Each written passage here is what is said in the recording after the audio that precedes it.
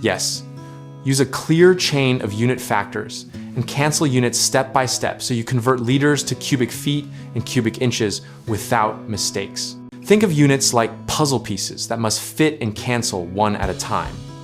Start with liters and multiply by a fraction that equals 1 and changes liters to cubic feet, then multiply by another fraction that changes cubic feet to cubic inches. For example, use the exact factor that relates liters to cubic feet, so liters cancel.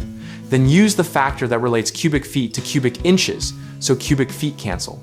Write each step on its own line and cross out units as you go.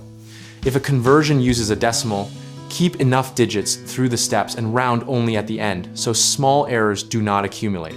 Always track the units visually and do not try to do both conversions in your head. Writing the chain makes mistakes obvious. Students often forget to cancel every unit, which leaves a wrong final unit. Check that only the desired unit remains to fix this. Another common mistake is rounding too early, which causes small errors to grow. Carry extra digits through the calculation and round only at the end. A third error is using the wrong direction for a conversion factor, so units do not cancel. Flip the fraction so the unit you have is on top and cancels with the same unit in the denominator. For more stepwise examples and practice problems, visit www.gumballdegree.com to find videos and resources on unit conversion.